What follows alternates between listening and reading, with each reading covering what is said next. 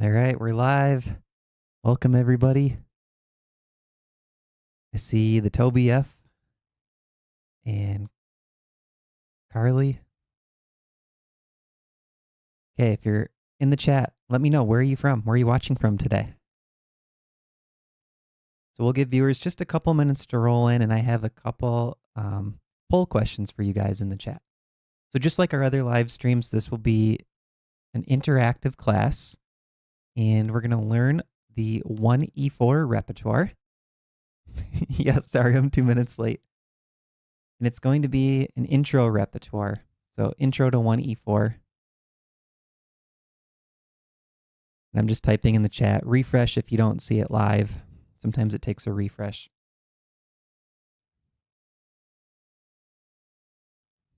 All right, I see Benny in here. Matt is in here. Dennis is ready to go. Toby F, hello from a Swede in Norway. Welcome. Waldez, welcome. If you're just coming in, write in the chat where you're watching from today.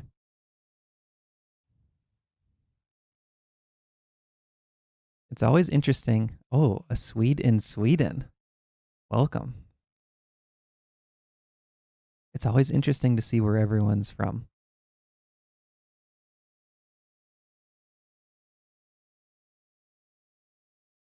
And I'm going to test out my other layout while we're waiting. Looks to be working. South Africa, St. Louis, Amsterdam, welcome.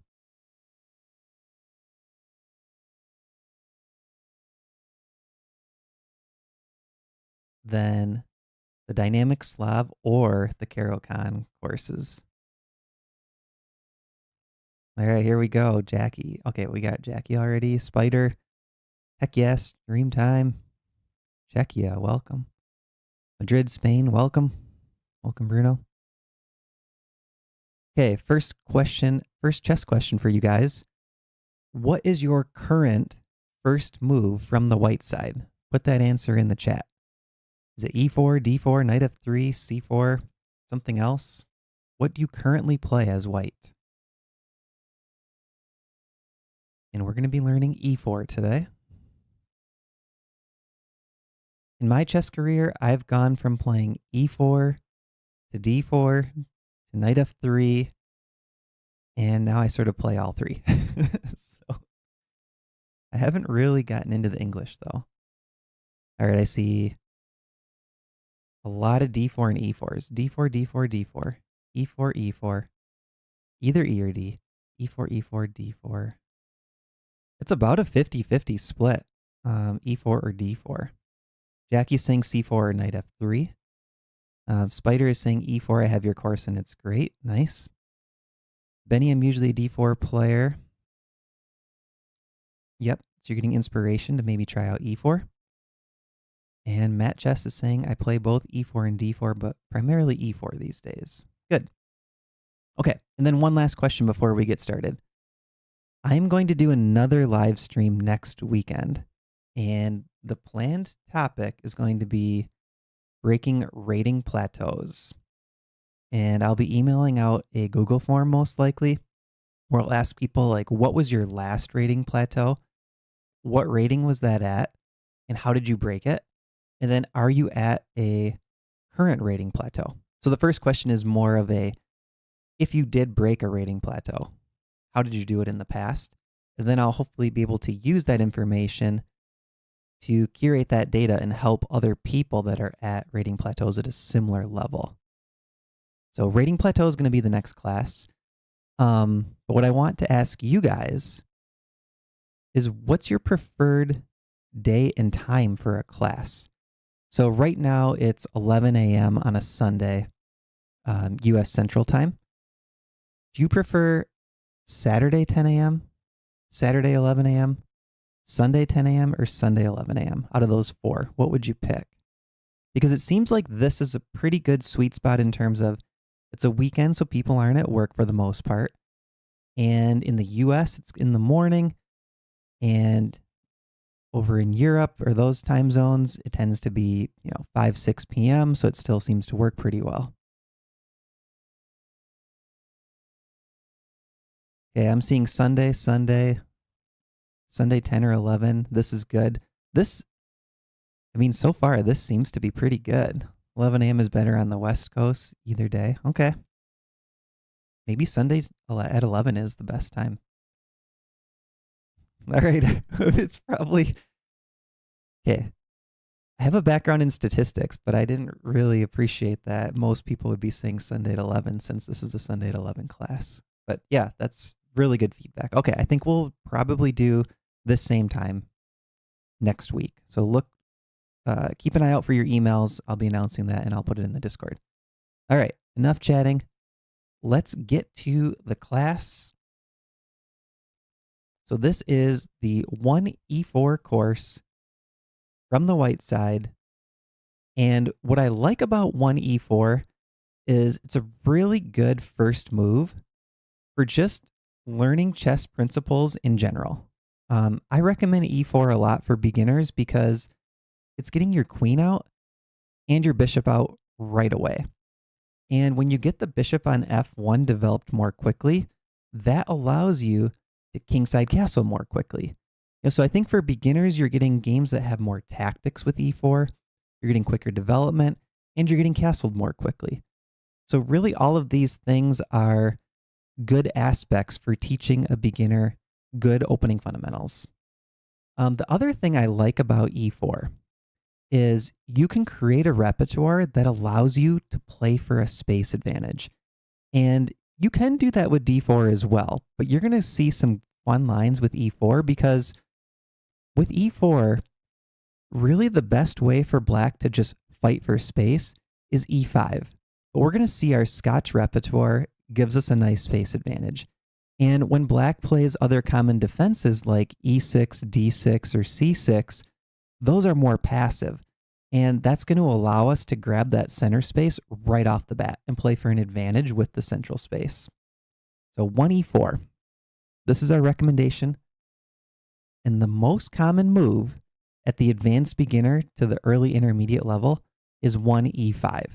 So for this intro class, we're focused on the Lichess database, games played in the last 12 months for players in the advanced beginner to early intermediate phase. And I feel like that's a good phase to teach an opening repertoire. And it's also based on classical games, so it's not based on blitz or bullet. So 1e4, e5 is played about 50% of the time at this level. And we're going to play knight to f3. So we develop a kingside piece right off the bat, target the e5 pawn, and helps control the d4 square. Knight c6, most common move to defend the pawn.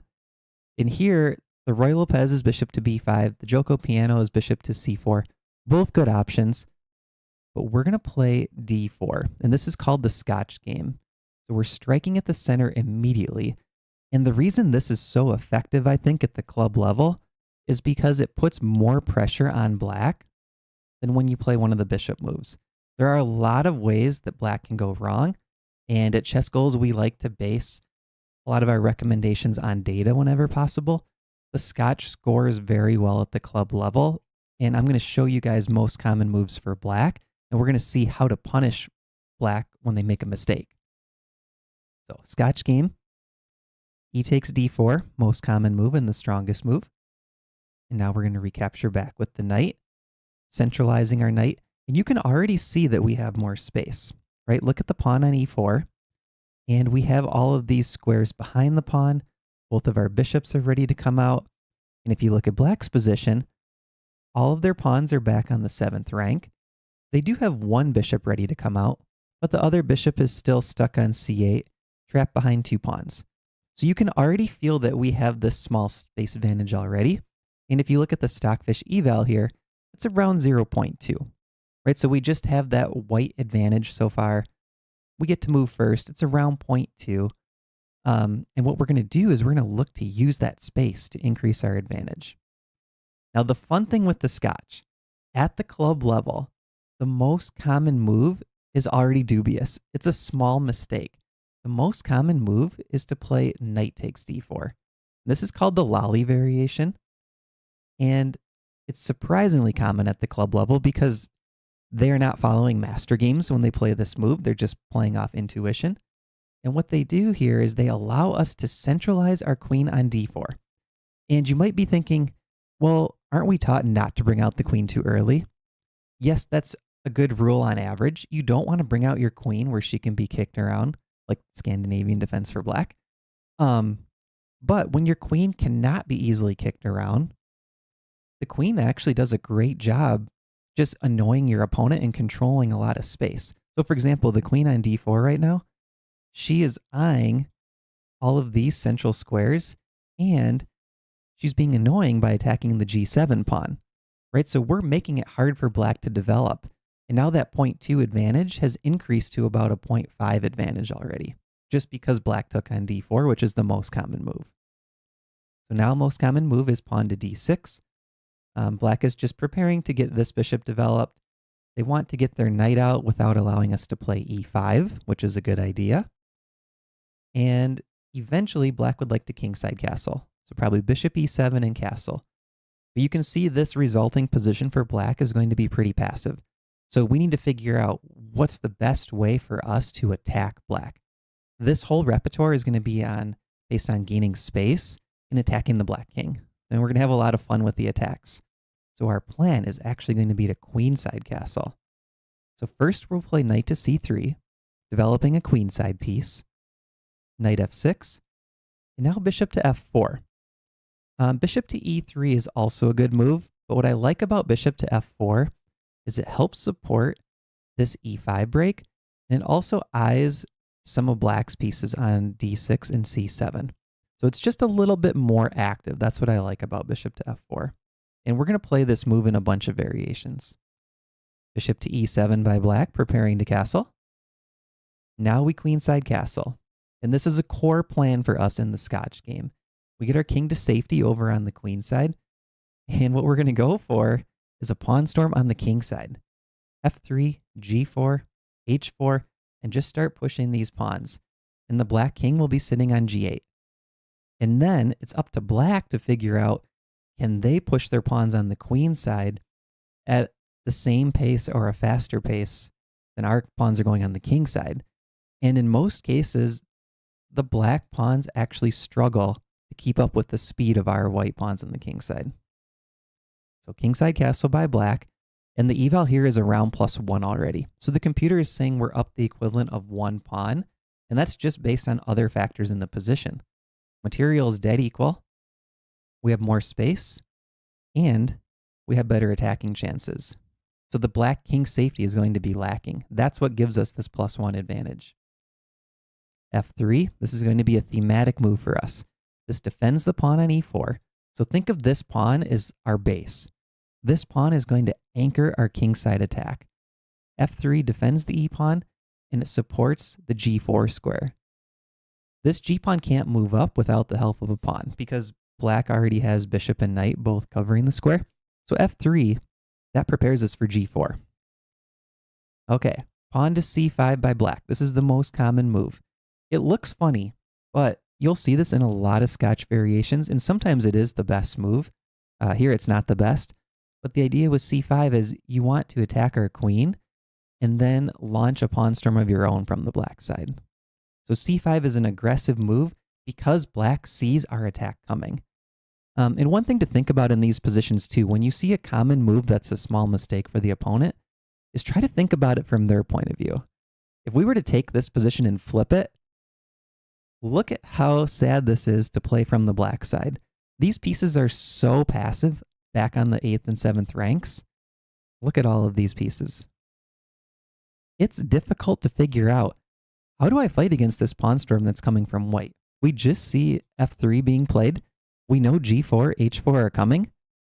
This is not easy to figure out how to play against that. And oftentimes when you see your opponent attacking on a flank, like we're about to do from the white side, the best way to fight back is in the center. But there's no e-pawn for black. The d-pawn is stuck. It's well defended by white. So how do you fight back in the center even? So c5 is the logical move from a club player perspective is, hey, let's try to fight back against this attack that white is about to have against our king. Okay, so let's flip it back. c5, queen to e3. Queen retreats to a safe square. She still supports the center. And one of the keys is she wants to support this e5 push. So we can attack with e5 in the future, and we're going to see that in just a couple moves. Bishop to e6 by black, getting the last minor piece out, targeting a2, even though it's currently defended by the knight. And here we're going to play bishop takes d6. So now we're going to take that space advantage, king safety advantage, and we're going to convert it to a material advantage. So we're just using tactics right here. The reason this works, even though there's 2 attackers and 2 defenders, and it looks like we're losing a bishop for a pawn at first glance, the reason this works is because after black takes, that bishop is pinned down to the queen, and now we play e5. So now we're ready to win this bishop back for free. The bishop cannot take the pawn because they'll lose their queen. And after a move like knight to e8, trying to defend, we simply take the bishop. And if black takes back, now we play queen takes c5. We are already up 1 pawn on c2, 1 knight and 1 bishop each. But now this knight's going to die. There's nothing black can do. We win the knight for free. So we're 14 moves in, and this position completely collapsed from the black side. And this is the most common moves at that advanced beginner to early intermediate level in classical games on Lichess. So that's line number 1, the Scotch game. Any questions before we go into line number 2? And there will be 4 lines in total on the Scotch, so we have 3 more coming up. I'll check the chat. All right, let's see. I enjoy the Vienna game in Italian as far as e4 goes. Scotch is enjoyable too. Yeah, I agree with that, TJ. Queen h4 gets tricky when black plays it. Yes, so Spider, that is covered in the full course. We're not going to look at that in the intro, but the queen h4 line is covered in the full course. And then Cliff is saying it's dubious and you have to know the theory. Yep. Thanks for attending, Ryan. And Cliff is saying Karpov-Kasparov played several great matches in the Scotch. Yeah, in the World Championship games. Yeah. Kasparov even played the Scotch more recently, like a few years ago when he started playing again in St. Louis. And I think it surprised a lot of players because the Scotch just hasn't been common at the very top level. But I think Kasparov even sort of revitalized it a little bit among those super GMs. All right, let's go into chapter 2. I don't see any other questions on that first line. So here we go, same moves to start with. Now we see this Loli variation again where black plays knight takes d4. Small mistake, queen takes d4. And now the second most common move here is a blunder. Knight to f6. This move looks natural.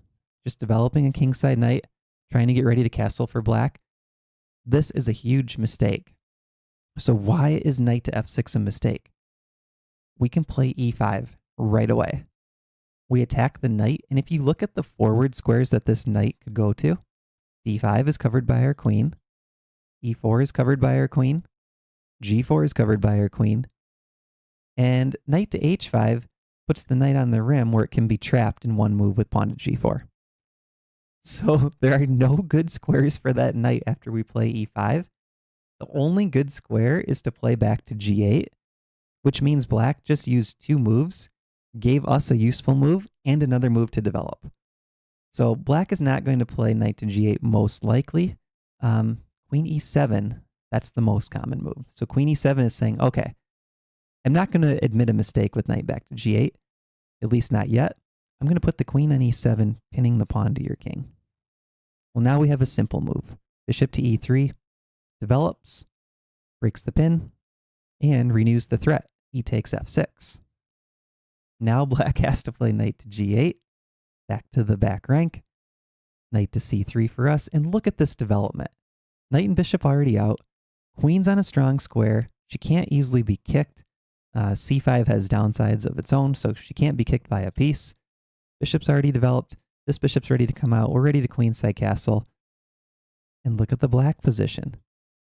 All of these pieces again are sitting on the 7th and 8th rank. It's almost like black just gave us 4 or 5 free developing moves. And they're sitting with everything on the back rank. Materials equal. And this may or may not surprise you, but the Stockfish eval here with equal material is plus 3.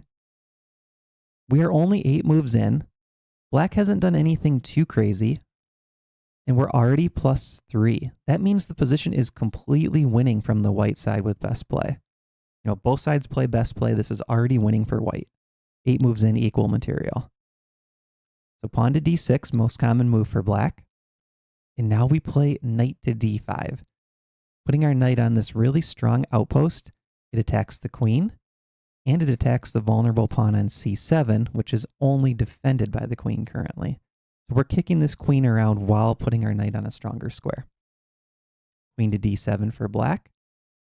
And now we're going to see, again, that conversion of space, activity, king safety advantages. We are now going to convert that to a material advantage. E takes d6.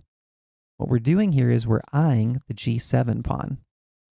Now, black could play queen takes d6, and we're not going to cover that in this one line, but there is bishop to f4 to counter that, eyeing the c7 pawn. C takes d6, we also don't look at. There's bishop to b5. Nice little tactic, pins the queen to the king. Black takes, there's knight to c7 fork. So we're going to look at the most common move, bishop takes d6. But the problem with bishop takes d6, the g7 pawn is unprotected. So now we simply play queen takes g7, and we're winning a full rook. 11 moves in, we win a rook. The position's completely crushing black. The eval is between +6 and 0.7. And essentially that means if you let Stockfish run longer than depth 25, it's going to probably find a checkmate at some point when it's already a +6. So that's line number 2. Second most common line for black, and black is getting completely blown off the board. All right, any questions on line number 2 before we jump into the next Scotch line? So the next 2 Scotch lines we're going to look at are the third and fourth most common, and they're stronger for black. So a little bit more mainline stuff, you know, if we're talking higher levels. Okay, Matt is saying, would you say, as a general principle in this repertoire, we are playing e5 or d5 when black allows it? Yeah. So when we can hinder black's development, we are going to look to push our pawns with e5 and d5. We're not playing them just because we can, but when we're able to do something to make it harder for black to develop, then yes, we're definitely going for them. Parker is saying, by the way, I've played the Scotch for several years. Adult learner, only started playing a few years ago, went from no rating to 1800 USCF in only a few years. That's awesome, Parker. Nice job. All right, line number 3. We're starting with the same moves. And now we're going to look at what's called the classical variation. So black develops a piece now with the tempo instead of capturing on d4. This is much better for black. But we are still up around 0.4 according to Stockfish. So we have that small space advantage. And we're going to play knight to b3 here. This is called the Potter variation. It's not super common, but it's really a fun line. And you're going to get awesome kingside attacks. So we're going to go for that kingside pawn storm again, and we're going to plan to castle queenside. We put the question to the bishop. Retreating is most common. And now we play queen to e2. This is a key move for our repertoire. So as your rating gets higher, once you're in the intermediate and going to the advanced level, you're going to face a lot more of this type of position where black plays bishop c5, retreats the bishop. And you're going to want to learn this Potter variation from the white side. This is where we play queen e2, and we look to castle queenside. On to d6, knight to c3. So develop our knight to the natural square. Knight f6, bishop to e3. So we talked about bishop to f4 in the other line. Here we're going to play bishop to e3. And we are okay with this bishop trade. Because what's going to happen is, if we get the bishop trade, we're trading off one of the most active pieces for black, the bishop on b6. And when we go for our pawn storm, it's going to be nice and simple. f3, g4, g5, h4, h5. When black goes for their pawn storm, the problem is the knight on c6 and the pawn on d6 sort of slow black down. Black doesn't want to play c5 because it takes multiple moves, get the knight out of the way, and then push the pawn, and it creates the backward pawn on d6. Well, just pushing the a and the b pawns is pretty slow. So that's the problem for black. Our attack is going to tend to come faster than black's. and we're starting with this bishop trade offer. Castle kingside, we castle queenside, so our king gets to safety. Rook lines up with the black queen, which makes it harder for black to play d5. Sometimes we play e5, just kind of creates additional problems for black. Rook e8, f3, and there's our thematic move again. We reinforce the e-pawn and prepare to play g4. Bishop e6, getting out the last minor piece. And what they want to do, if they can, black would like to play pawn to d5. Pawn to d5 is a way to fight back in the center, but it still feels a bit off when their queen's sitting on d8. So what we can do here is we can play king to b1. This is a really useful prophylactic move that you'll see quite often when one side queenside castles. Instead of putting your king on c1 or c8 from the black side, you tuck your king over by moving it one square towards the corner. The reason this is good is because a lot of times on c1, there can be checks along the diagonal, or sometimes the a2 pawn can be attacked. Like we see the bishop already sitting on e6, so king to b1 is just a nice way to say, okay, we don't have anything that we have to do immediately. Black doesn't have any immediate threats, but we're going to put this king on a slightly safer square and then going to launch our attack. So the eval here is around 0.7, and our plan is we want to play g4, h4, and storm the black king. So no huge mistakes from black in this line, around a 0.7 edge, and this should be a good launching point for you to start your kingside attack. So that's line number 3 in our Scotch game when black plays bishop to c5 on move number 4. All right, let's check the chat. Yeah, Spider's saying queen e2 still feels a bit odd, trapping the light square bishop. It does feel odd at first, but you'll find the more and more games you play in these lines, the more comfortable you'll become doing this. Because what's going to happen is you're going to have black scrambling to find a way to counteract your kingside pawn storm. And then once black, does something that creates other weaknesses, then you can figure out where to put your bishop. But for now, the bishop is sitting fine on f1. And the fact that your rook likes d1 and this other rook likes h1, you don't need to connect the rooks necessarily. All right, Richard is saying, okay, Scotch, I just got here, so missed the start. Oh, interesting. Okay, so Richard likes the normal main lines over the Potter variation.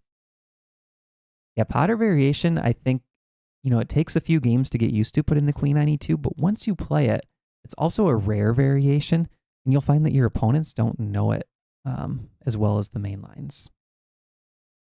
All right, we're about to start line number 4. This is the last Scotch game line, and then we have a Philidor line, and then we'll go into the Scandinavian, the Caro, the French, and the Sicilian. All right, so we start with the same moves. Now we're looking at the Schmidt variation. Knight to f6, attacking our e-pawn right away. It's a good defensive move, and it's the most popular move among masters. Here, what we're going to do is we're going to take. Knight takes c6. And we're giving black doubled c-pawns, and we're going to hope to use this small positional edge in addition to our space advantage. Queen to e2.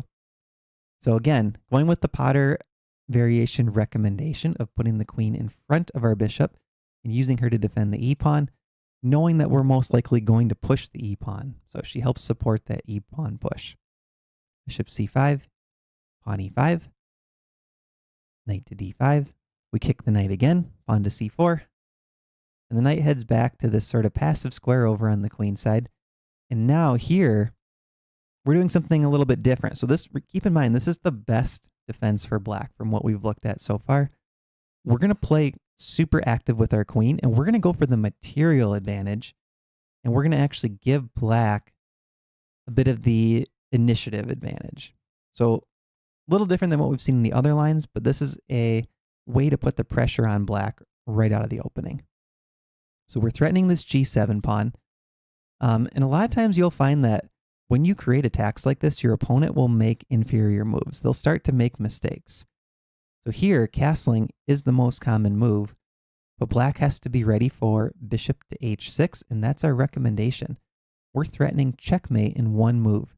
And there's actually no way to stop this checkmate without giving up material from the black side. So g6, best move and most common move. But now we win the exchange. Bishop takes, queen takes. So here, if you were to look at just the stockfish eval, the eval is close to equal. And I think this is the best line for black when they play knight f6 early. But I do feel that this line gives us better practical chances. I think overcoming that 2-point material deficit from the black side is not very easy to do. So what we want to do here from the white side is we want to make our rooks active pieces.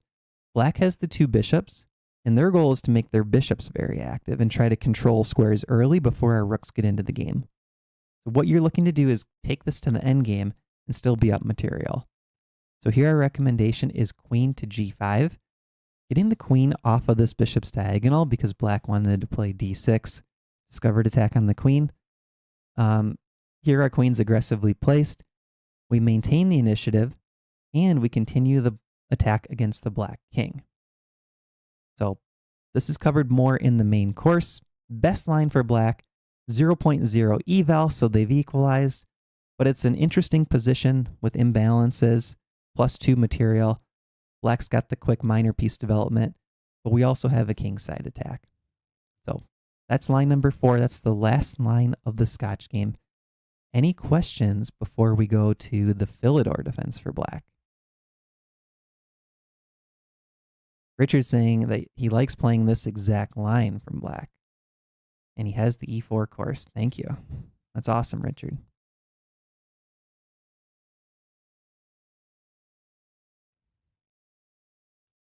All right, I don't see any questions. 30 people watching right now. That's awesome. All right, let's go to the Philidor defense. e4, e5, knight f3, pawn to d6, move number 2. This is actually a pretty common line lately. I've faced it a few times over the board. The idea is black just wants to play super solid, and it's sort of a system-based opening for black. Black can do the same setup over and over and try to do that no matter what white does, and there aren't a lot of system-based openings for black when white plays e4 on the first move. Here we're going to play d4, challenge the center, keeping in the spirit of our Scotch game repertoire. E takes d4, we take back with the knight. Knight f6 to target our pawn. Knight c3. And if you look at the stockfish eval here, we're already up around 0.7. So we have that comfortable space advantage. Black's bishop is going to be trapped in behind the pawn. And really, black has no compensation for that extra space and activity that we have. Bishop e7. And here we're recommending bishop to f4. So similar to the other variation that we saw in the Scotch, when black's bishop was not out here. And now, after castling, we're going to play queen to d2. So we don't need queen to e2 in this line. It's a little bit different than the Scotch. We're going to play queen to d2. And our plan is we would like to queenside castle and go for the pawn storm, but we're also watching for black to make their own mistakes. We talked about this pawn to c5 idea in previous lines. This is the most common move, and the eval goes from 0.6 to 1.2 for us. So this is a mistake for black. It's the most common move, and it is a nice reason to have the queen on d2 as well when you see c5 coming. Because now when black's trying to challenge our center, and this move is played over 30% of the time, kind of at the advanced beginner to early intermediate level, we can now play knight d to b5, triple attacking the d pawn. And you can tell, like even without looking at stockfish, you can just tell black is in trouble here. How do they defend that d pawn a third time? This is a huge problem. a6, most common move. And keep in mind that knight to e8, which is the third defender of this pawn, does not help at all because we can simply queenside castle. Our rook sits on d1 and creates a fourth attacker on the pawn. And then the pawn's going to drop anyways. So most common move, pawn to a6. Now we play knight takes d6, winning a pawn. And again, this is that theme. We take our space advantage, mobility advantage, quick development, initiative, and we're converting all of those types of advantages into a material advantage. So now we're securing this free pawn, And the nice thing about a lot of these conversions to the material advantage is we still sort of have the other advantages on top of the material advantage. So we still have a great position in addition to winning the pawn. Bishop takes d6, queen takes d6. We're fine with this queen trade. The c pawn is also weak. Up a pawn, open position. And with best play, this is already winning. This is a 2.8 advantage for white, 10 moves in. So when black plays the Philidor with the most common lines at this level, black is just getting completely blown off the board with our repertoire. So Philidor it's a decent opening. It's a solid choice, but I believe it's a difficult opening to play. And unless you know it really well from the black side, you can get into these dangerous positions extremely quickly out of the opening when your opponent is sort of playing for the space and the pressure along the d file. All right, so that's the Philidor. I see a couple comments about the Philidor in the chat. But now it's time for the Sicilian. So the Sicilian is e4, c5. It's similar to e5 in that black is fighting for control of the dark squares. So this is something that not a lot of chess teachers talk about. But there are some, like Yakov Norwitz, he focuses on just the color complexes. He talks about that all the time. This is something that can help you appreciate openings. When white plays e4, we're putting a pawn in a light square, and it also controls light squares. So really there are two types of defenses for black. They can either play a dark square strategy or a light square strategy. And the key to the opening is to control these four squares usually. So if black plays e5 here, or if black plays c5 here, the two most common moves for black, they are both dark square strategies. Black is fighting for control of dark squares. And then the next openings we're going to look at, the French defense, the Caro-Kann, and the Scandinavian, those are all light square strategies. So that's just something to keep in mind. You know, not a lot of people think about that, but usually you're fighting for one color complex out of the opening. So the most common way for black to play, and probably the strongest way to play, you know, at super grandmaster level, is to play for a dark square strategy. And that's why you see a lot of e5 and c5. So pawn to c5, Sicilian. We're going to play the Alapin variation, pawn to c3. What I like about this is it's not super common, and we reduce the amount of theory that we have to learn compared to playing the open Sicilian. Also, it goes really well with our repertoire in terms of transpositions to the French defense, where we'll play the advanced variation. And then we're going to play the advanced variation against the Caro-Kann. So it kind of goes with this whole theme of playing for a lot of space, playing for pawns in the center, going for the kingside attack, trying to cramp black's position. So all of this repertoire is based in a way that we grab the space and attack the kingside. It's all supposed to be comprehensive and sort of playing with the same types of plans. So knight to c6, most common move. We're going to play pawn to d4, going for this large pawn center right away. C takes d4, c takes d4. And look at these pawns. They're not only controlling the 4th rank, they're also controlling the 5th rank. And black doesn't have any pawns up yet. Pawn to e6, most common move, and this is a dubious move. And Matt already asked a question related to this earlier. Do we play for e5 and d5 whenever we can? And this is a perfect example of when we want to do it. When black plays e6 here, it's a small mistake because we can play pawn to d5 and grab this extra space and slow down black's development. So pawn to d5 kicks this knight already on the 5th move. E takes d, e takes d, knight to e5. So look at how our bishops are both open. We have this pawn controlling squares in black's position, and black has this bishop trapped back on c8 still. So the main advantage for black is they have a knight out and we don't. But we can attack this with a tempo. Knight to f3. So knight to f3 makes black decide what do they want to do with this knight. The most common move, and it's tied for the strongest move, is knight takes f3 check. And now we bring our queen out again. So similar to the Scotch, we're bringing our queen out when she's in a position that she's not vulnerable and when she can help us control the space. So the queen is controlling, or I should say supporting the pawn on d5, but she's also kind of keeping eye on black's king side. So it's a good square for our queen. And our plan is we're going to play bishop to d3, and we're going to look to kingside castle in this line. Knight f6, bishop d3. The most common move is bishop to b4 check, and we can block this with our knight. So here we're okay with bishop takes c3. We'd actually really like to see it because we get the bishop pair in an open position. So bishop pair means we have two bishops against bishop and knight, if you picture these two trading off. And it's an open position, meaning none of the pawns are locked up. So the bishops really love open positions. The knights tend to prefer closed positions. That's why we are happy to see bishop takes c3 here if black wants to play it. And then that actually makes this square a little bit silly looking for the bishop because we're simply going to castle out of the pin. Castle, castle. So we completed our development. Solid position. Space advantage. Active pieces. We're already looking to play bishop to g5, pinning this knight to the queen with the support of our queen.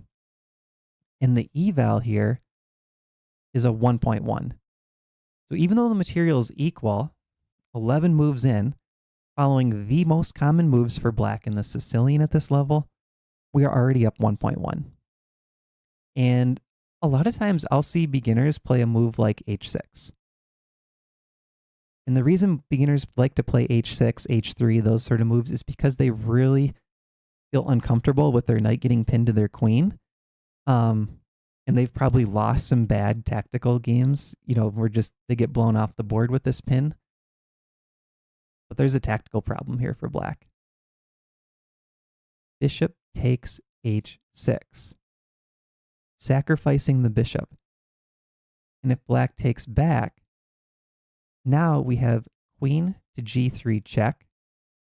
And after the king moves, only move, we have queen to f4, forking the bishop and threatening queen takes h6, which is almost a checkmate. If this bishop moves, for example, queen takes h6, king g8, and now we have pawn to d6, or rook a to e1, and the eval is +7.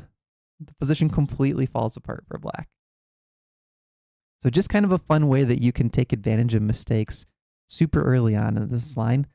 This is the Sicilian Alapin, line number 1 that we're going to go through. And black is getting completely crushed. And this all started with, let's see, knight to c6 on move number 2 for black. Okay, any questions on that first Sicilian line before we go into the next one? Parker is saying, where do you get the full course? ChessGoals.com, and then go to Explore Courses. You can find all of our courses on there.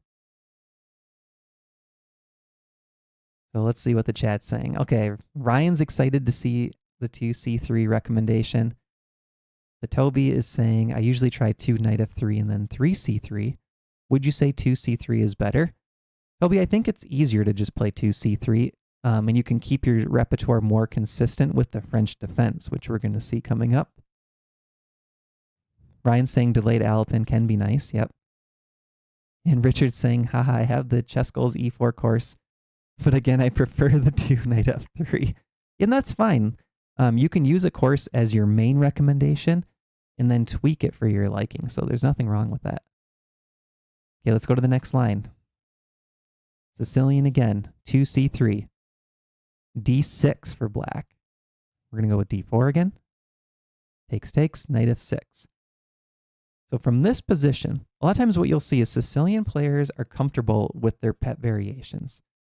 When you see this setup, black is going for one of two things. They either want a6, which looks like a Sicilian Najdorf, or they want g6, Sicilian dragon. And I find more often in these c3 Sicilian positions, black goes for a dragon setup. Not as often the Najdorf. But the difference is our pawn's on d4. It's not back on c2. So it's not the same as what they're used to. And we're going to take advantage of that. Knight c3, g6, knight f3. So we centralize both knights. Bishop g7. Black fiend kettles the bishop. It's a strong diagonal. Now, you could play just solid moves here, bishop e2 castle. But we can play actively here, and we can grab an advantage that's over 1 point according to the computer. Bishop to b5 check. Why is bishop to b5 check? What we're doing here is we're forcing black to block on the d file. We want black to play bishop to d7 or knight to d7. If they play knight to c6, they have to be ready for pawn to d5. That's actually a mistake for black. So bishop d7, most common move. And now we play pawn to e5. Going back to Matt Chess's question, do we play e5 and d5? Again, we're playing e5 and we're kicking a knight from black's side before black gets castled. So we're trying to create problems with our extra space and our pawns on the 4th rank. So now, and the reason this works better here than back on this move is because here the queens are lined up. So we have to be ready for black to capture on e5 and then force a queen trade. We want to keep the queens on if we're attacking. So we're going bishop b5 check. They block the d file. Now we play e5. And after d takes e, the queens are not lined up. And the knight on f6 is attacked. Knight g4. And here we play bishop f4. So there's 2 attackers on this pawn, 2 defenders. Develop the bishop, secure our e-pawn, and we're going to play h3 next. We're going to put the question to this knight, and currently the only square it has is back on h6, back on the edge of the board. Castle, h3, knight h6, and now we have a 1.5 stockfish advantage, even though the material is equal. And here we're going to try to simplify this position a bit because it's in our favor. So we're going to start with bishop takes d7. Queen takes back, strongest and most common move, and now we're simply going to castle. We have a solid advantage, superior piece placement, passive black knight sitting on h6, and the eval is 1.5. So here we're not going any deeper in this line, but you'll find as you play out these positions, you can start to get a good sense of how you apply pressure to black's position. This is not completely winning with best play. That's usually like a +2 threshold or higher for white.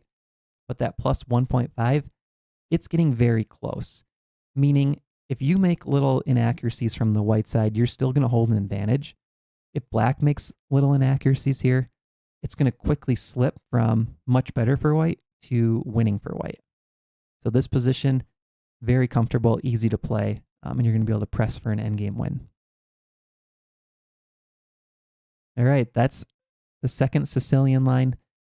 Any questions before we go into the 3 dark square strategies for black, which are the light square strategies for black, the French, the Caro, and the Scandinavian. We just looked at the dark square strategies, e5 and c5.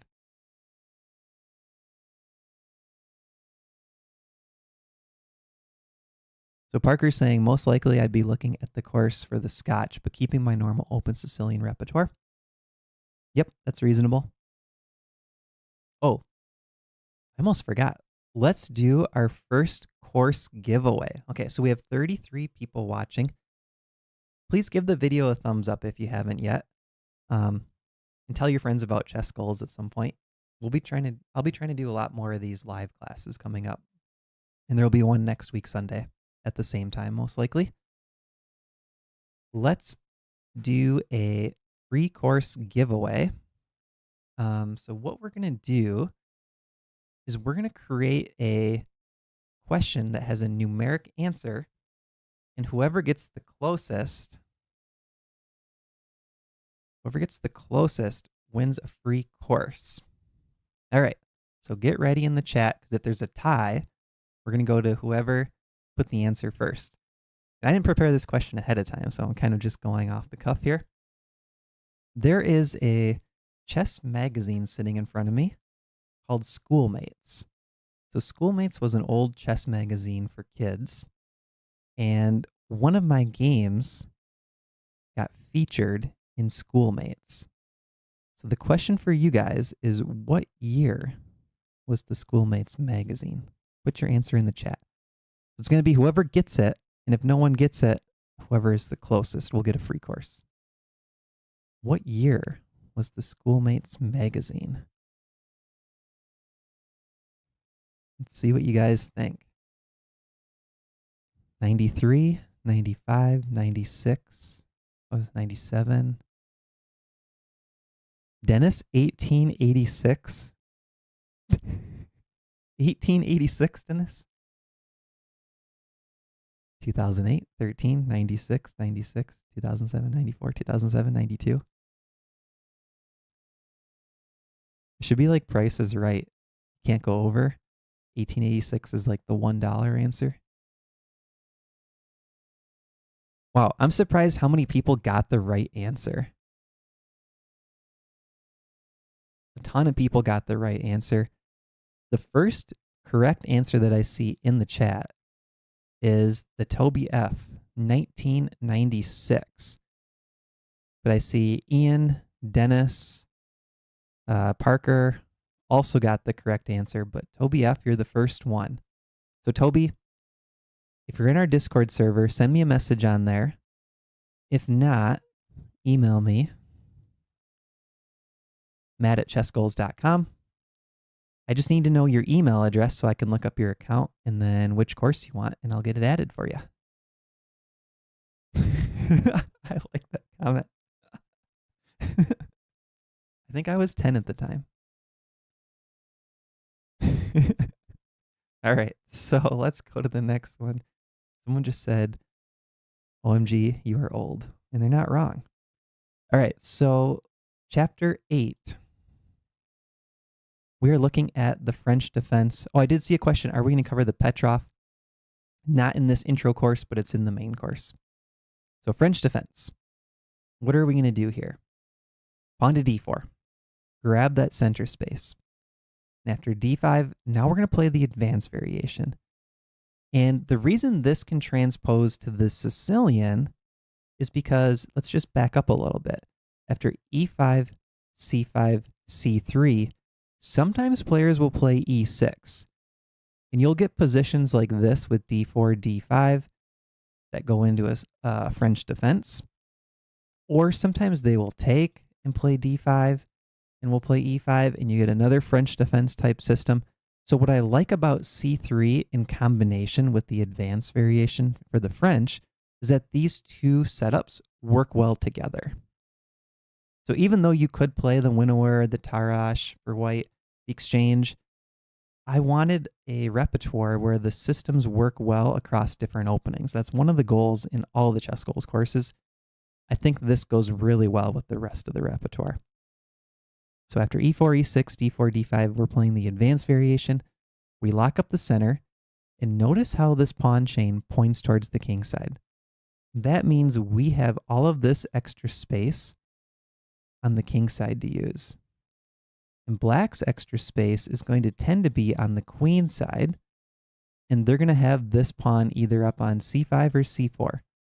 So you can use these pawn chains in the center to help dictate where each side is looking to play. We're looking to play where the blue squares are. Black's looking to play where the red squares are. One thing to note, though, is those pawns in the center give us more space. We have our pawns on the 4th and 5th rank. From black's perspective, their pawns are on the 3rd and 4th rank in the middle. So we already have that just tiny space advantage while we're both looking to play on our separate flanks. c5, targeting this pawn. c3, we reinforce it. Knight c6. Now, if you have our Caro-Kann course from the black side, you'll notice this looks a lot like the advanced Caro recommendations that we have for black. And in that course, we talk a lot about attacking the d4 pawn. The d4 pawn, black wants to make that the weakest pawn on the board. So we're going to play knight f3, queen b6, 3 attackers on this pawn, 3 defenders. And now this is a critical move for us. The recommendation for the course is to play pawn to a3. We're going to see why this is such a good move, but the idea is we want to have pawn to b4 available. We don't want to allow black to have a piece come to b4 and check our king. And when our pawn goes to b4, this bishop will often tuck on b2, supporting the d pawn. So we're trying to create this position where we easily have enough defenders on d4 And then from that stable center position, we can start to attack on the king side. So c takes d. Most common move. Keep in mind we're going for the most common moves for black, but it's not the strongest move. C takes d here simplifies the pawn tension prematurely. This is a little bit of a tangent, but let's talk about pawn tension for a second. These two pawns are in tension. They're attacking each other. One thing that I always talk about when there's pawn tension like this, look at the options for each pawn and weigh the pros and cons of each option. So for white, this pawn on d4 can sit still and do nothing. Okay, that's fine. That's just how the current position is. Or this pawn can capture on c5. If our pawn captures on c5, we sort of leave this pawn on e5 just hanging out there unprotected by another pawn, right? So there are some downsides. We'd be trading our center pawn for a wing pawn, the c pawn for black, and we leave our e pawn a little bit weaker. What are the options for the black pawn on c5? It can sit there and do nothing, just like it is now. It can capture on d4, which could potentially create a new biggest weakness for us, the pawn on d4. Or black could grab extra space and play c4. So the black pawn has an additional option. It can push past or capture. Our pawn can only capture. When you have the additional option with pawn tension, unless there's a really good reason to release the tension, you should keep that tension going. Keep that option of playing c4 open. So when black trades right here, c takes d4, that just makes our lives a little bit easier. Because now we take back, the c3 square is open. We don't even have to think about black playing pawn to c4. So that was the most common move, but not the strongest. Knight e7, knight c3. And a lot of times this knight will head to a4 to counter black's ideas. So for example, knight f5, most common move, and now we're going to play knight a4. This pawn's attacked 3 times. It's only defended twice, but you'll want to remember this move because knight a4 removes the attacker of the d pawn. The queen no longer attacks d4. She's not going to take it now. Knight would capture back. And there's no queen to b4 check attacking the pawn because our a pawn's here.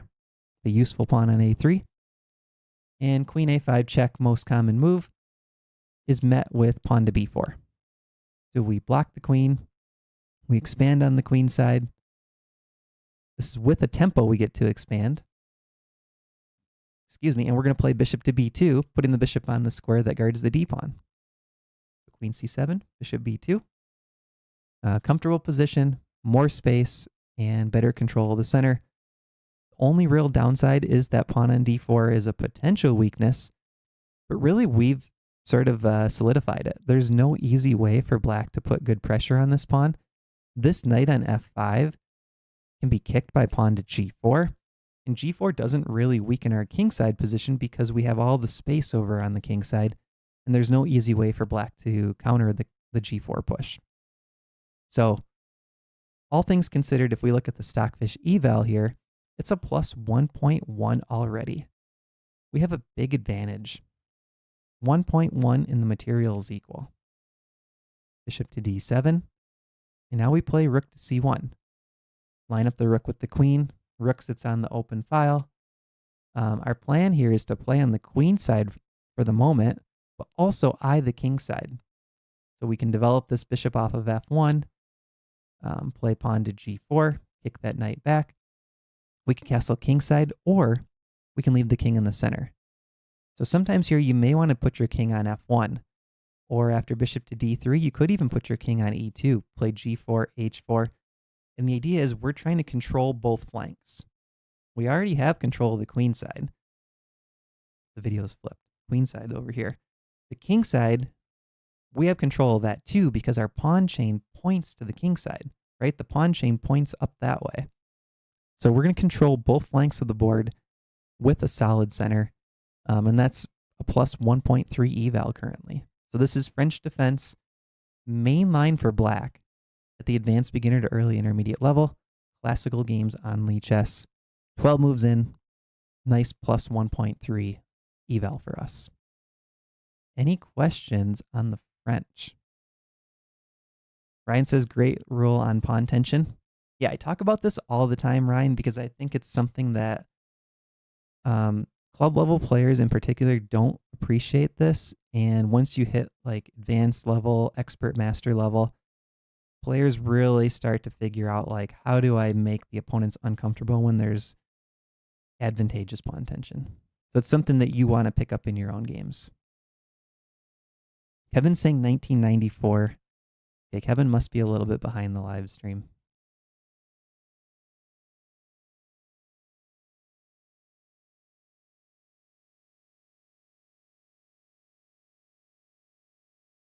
Parker's saying below the highest levels, white's not always pressing in the best way in the advanced variation. Yeah, I agree with that.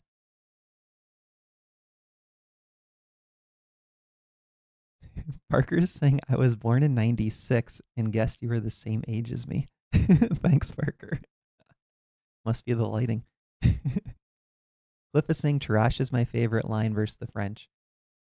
When I play the French, the advance is the easiest to play against. Hated the exchange with all the draws. So I think I agree with you. As a French player, I believe most French players do tend to like the advance, but if white knows what they're doing, I think you can still put a lot of pressure on black. And one of my favorite lines in the French is the Tarrasch, and it's a variation where you tend to attack the black king side in a very similar fashion as the advance. So sometimes even like a Tarrasch or a Winnower looks a lot like the advanced variation with just some subtle differences. Ryan saying, I like how your courses work together. Thank you, Ryan. It's one of the most fun things is designing the course itself. And you kind of just get to like go in the lab, look through all these lines in databases, ChessBase, run the engines, try to make things cohesive, find lines that work well at the club level. I really enjoy that process.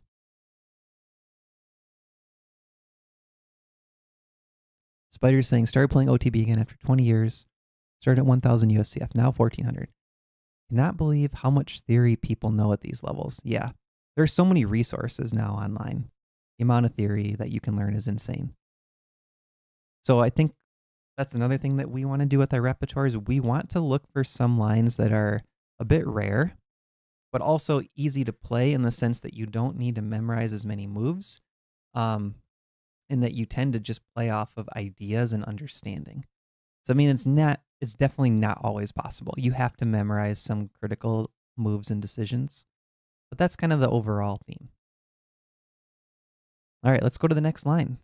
We have the Scandinavian defense, a favorite of John Bartholomew, Team Scandi. So we're going to take, queen takes, and now we kick the queen right away. Knight c3 with developing. So knight c3 gets a knight out, kicks the queen.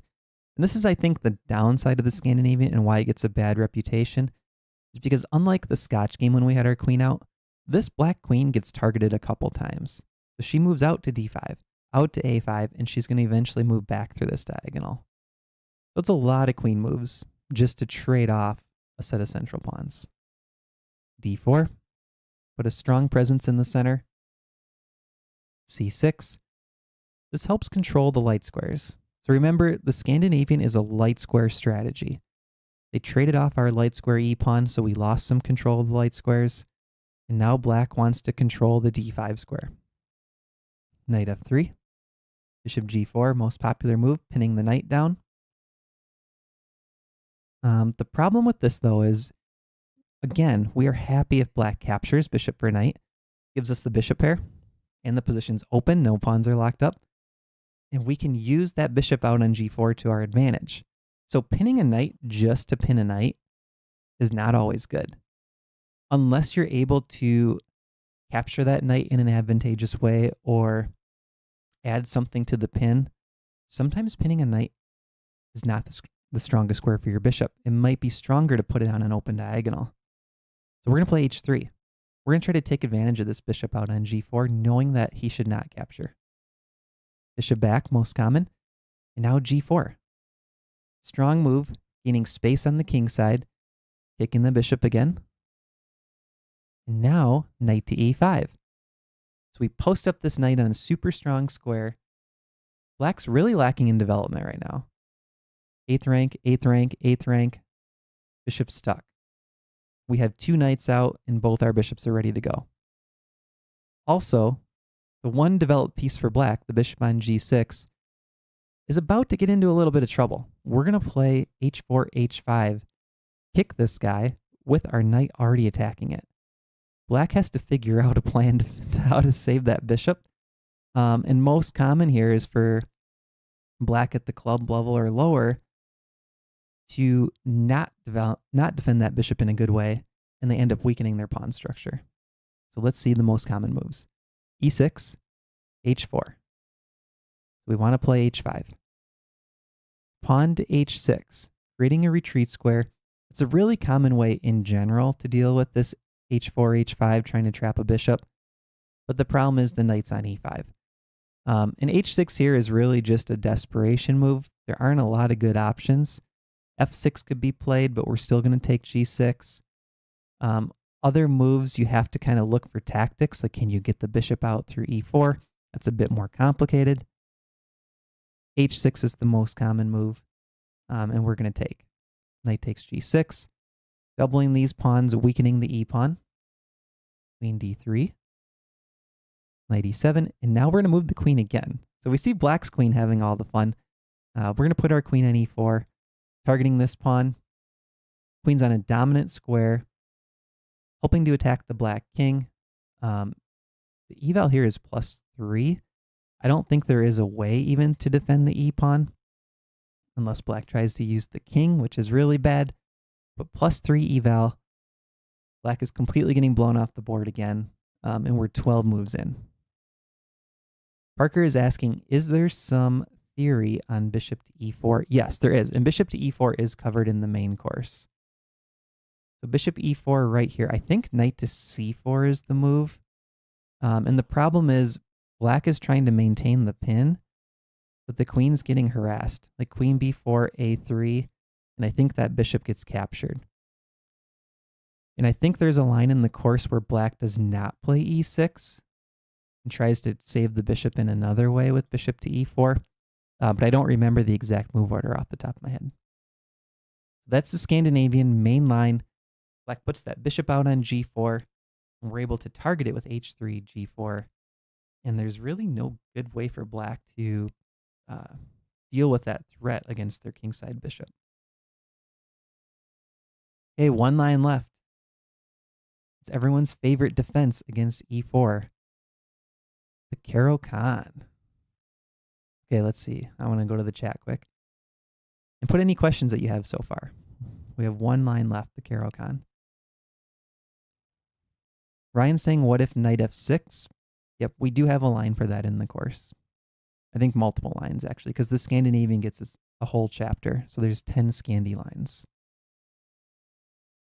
And Cliff is saying the Scandi has some similarities to the classical Caro. So I'm wondering what line Matt's going to recommend versus the Caro. So if you play e4 already, put in the chat, what is your favorite line against the Caro? Or if you play the Caro, which line do you not like to face? Let's do a little bit of chat interaction before we jump into this last line.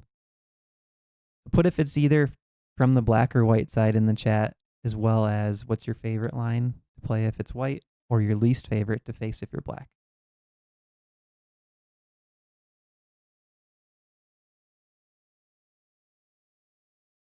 Okay, Toby's saying I play the 2 knights against the Caro. Matt plays the advanced variation against the Caro. Okay, one little side note on advance versus advanced with a D at the end.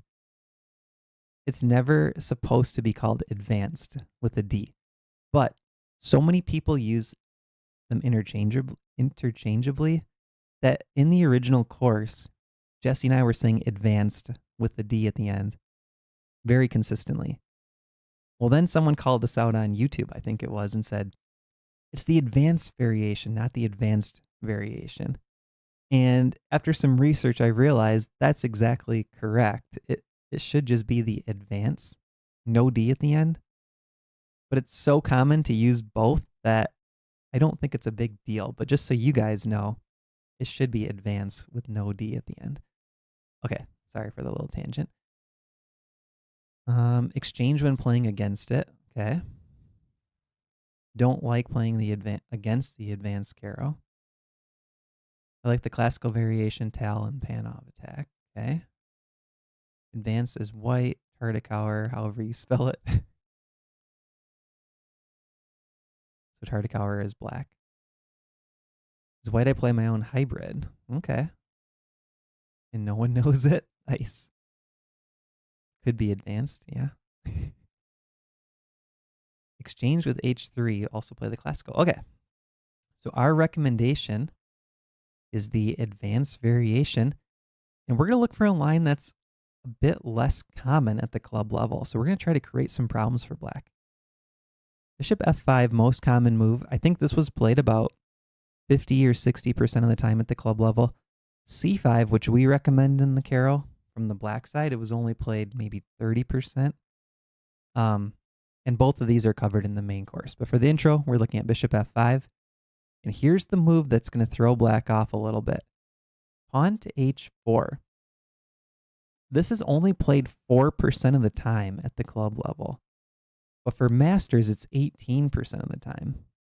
Okay, so this could be putting black out of book already on move number 4. And it's a sharp variation that black needs to be ready for. So this is something where the game could already be in your court on move number 4. Because black needs to be ready for the classical, the advance, the two knights, the fantasy variation, the exchange variation. And then within the advanced variation, black needs to be ready for this super early rare move, pawn to H4. H6, most common, preparing for our pawn storm. They see G4 could be coming. But now we're going to play bishop to D3. This looks like it's breaking a chess principle. We are offering the trade of our, quote, good bishop. And it's the good bishop because our pawns are on dark, the bishop's on light. So this bishop works with our pawns, and this would be our bad bishop because it's sort of getting trapped in by all the dark pawns. This is technically black's bad bishop. I had to think about that for a second. It's the bad bishop because that bishop's on light squares, and these pawns are also going to be on light squares. Right? So all of these pawns are on light squares for black. The bishop is also on light squares. But bad bishops can still be active bad bishops or passive bad bishops, and this one's active. So that bishop is outside of the pawn chain, meaning when this pawn is here, here's the pawn chain, that bishop is outside of it. It's not trapped back here behind the pawn chain. So we're offering the trade of our good bishop for black's active bad bishop. So why are we doing that? Because when black plays e6, we're going to see that we have this pawn chain pointing at black's king. Again, we have all of this space, if you look at the blue squares, to attack black. And we're removing the only black defender that's in the area. So that's why we're doing this. We're trying to weaken black's king side before we launch our attack over there. Bishop takes d3, most common move. We recapture with the queen. And note, pawn chain points to the king side. And black should be afraid actually of castling king side already. e6, c3. This one looks a little bit funny. We're playing c3 earlier than we have to. You could definitely play knight to e2 here, for example. But the reason we're playing c3 is black is almost always going to play c5. So it just prepares us for that, strengthens this pawn chain, and then we're going to look to play on the king side. c5, most common move. It's the best way to fight back in the center. Now we play knight to e2. So the knight on e2 controls less squares than f3. This is something good for you guys to know outside of this opening course. A knight on e2 only touches 6 squares. So look at all of these squares that the knight kind of touches or controls. If you put your knight on f3, it has an additional 2 squares that it controls. It can go to 8 squares instead of 6. That's why it's usually better to put a knight on f3 versus e2. And that's also why knights on the rim are considered dim or grim, because they only control 4 squares usually, right? So in terms of piece mobility, the more centralized you get the knight, the better. But we're going to put the knight on e2. And the reason for this is we want to expand the kingside pawns. And one of the pawns we want to push is the f pawn. So by putting the knight on e2, we still control the potential weakest pawn on the board, right? After cd, cd, that pawn is going to be a target for black. But we leave the option open to get our kingside pawn storm going, including the f pawn. So knight e2 is a really useful move. Knight c6, pawn to h5.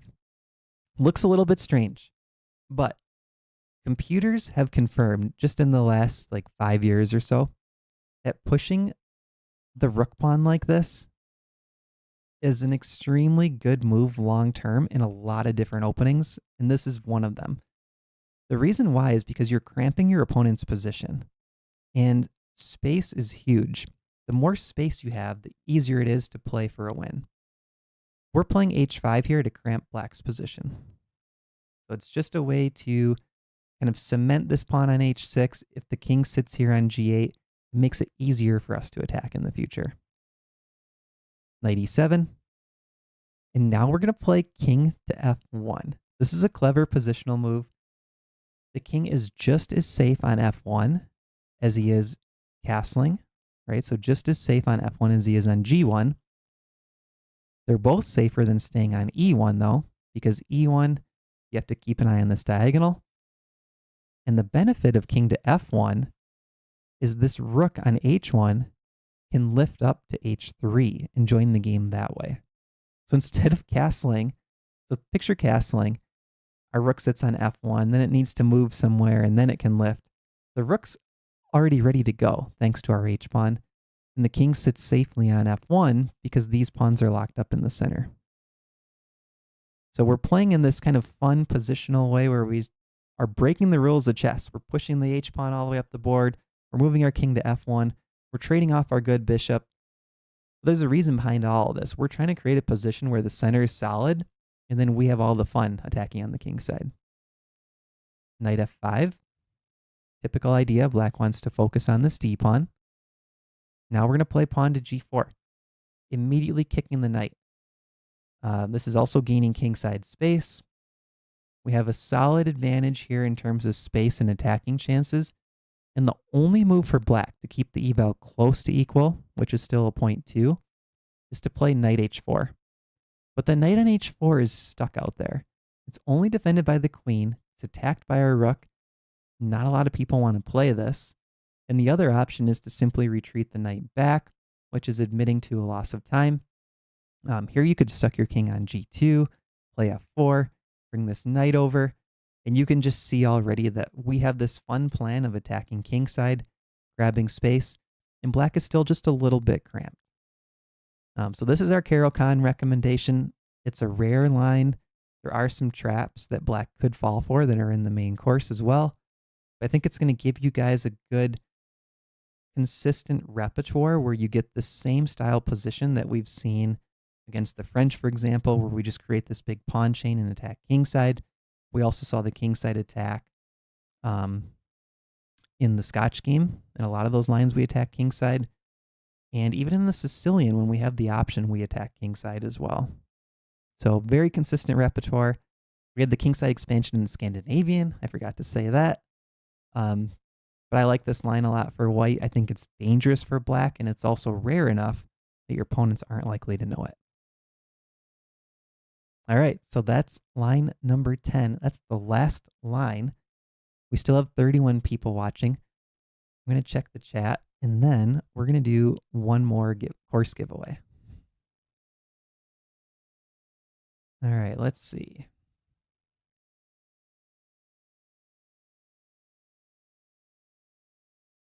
So a few people are talking about games they've played in this line. That's cool. Aldous is saying that they play c5 as a Caro player. Cliff is saying, reminds me of an attack in the classical French. Yep. Very similar type setups. Spider's saying, I need to get the Caro course, LOL. So this is from the e4 course, but then yeah, we do have the Caro course from the black side. Richard's saying, interesting. I own the course, and yet I do not remember this line. Need to rewatch this chapter. And Benny's saying, great introduction. Thanks. Yeah, thank you, Benny. All right, let me find a good chess trivia question. So it's going to be another numeric question.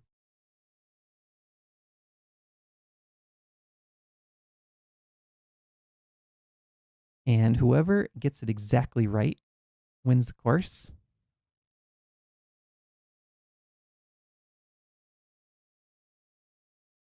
Oh, interesting. Okay, so I'm asking AI for a chess question. I don't know how to confirm this answer, though. Wow.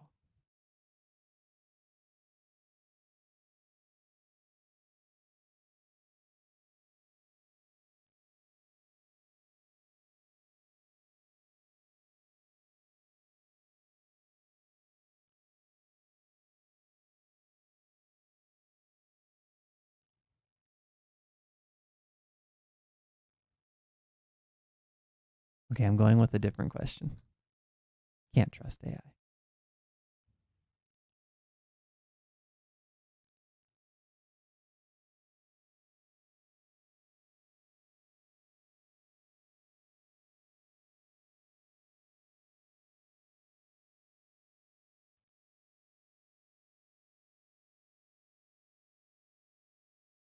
Okay, here we go. So here's the question. Now, you could Google this answer, but Googling it might make you just a little bit too slow in terms of getting it correct first. So you have to weigh. Do you want to just put what you think immediately or try to Google it and see if you're fast enough? So here's the question. What year did Alireza Firouzja hit his FIDE peak rating for classical? What year? Put your answer in the chat. We'll see who gets it first. What year did Alireza Firouzja hit his FIDE peak classical rating?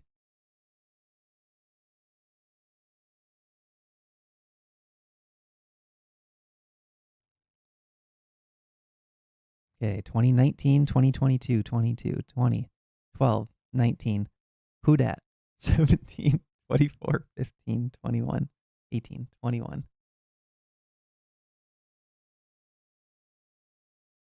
Okay, interesting. So the first like 6, 7 answers, including who dat, did not get the year correct. So those people were just trying to guess before looking it up. And then the first person that I see who got it correctly, 2021 is the answer, is Proust Amaric. So Proust Amaric, if you're in our Discord server, link in the description, let me know in there what your email address is and which course you want, or send me an email, matt@chessgoals.com, and you will get a free course. I need to know your email address and which course you want. And if you don't have an account yet on courses.chessgoals.com, you can sign up for any of the free courses. That'll get you an account, and then it'll be easy for me to add your course from there. So that's the end of today's class. Any general chess questions or 1E4 questions that you guys want to talk about before we end? And we talked about this at the beginning, but the plan is to have another live class, same time, next week, Sunday. So that would be Sunday, 11 a.m. U.S. Central Time. And the topic is going to be breaking rating plateaus, which I think will be super interesting. And I'm going to gather feedback from you guys. So keep an eye on your emails. I'm going to ask people, did they have rating plateaus in the past? What rating were they at? And how did they break the plateaus? And we'll use those answers to help create a PowerPoint slide and give you guys some ideas to break your own plateaus.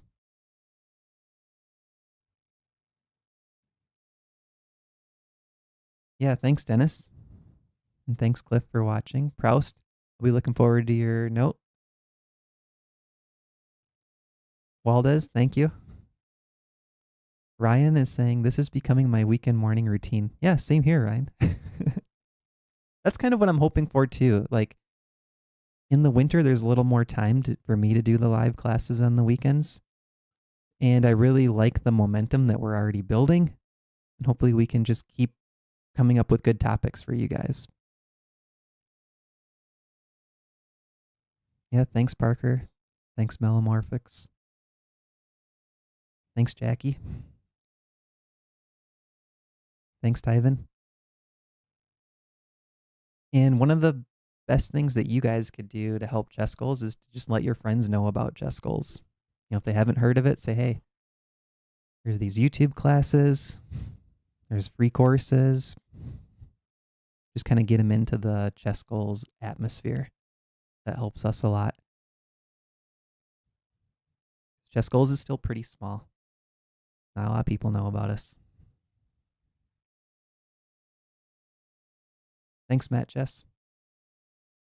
And also come join our Discord server if you just want to talk about chess improvement. It's been pretty active lately.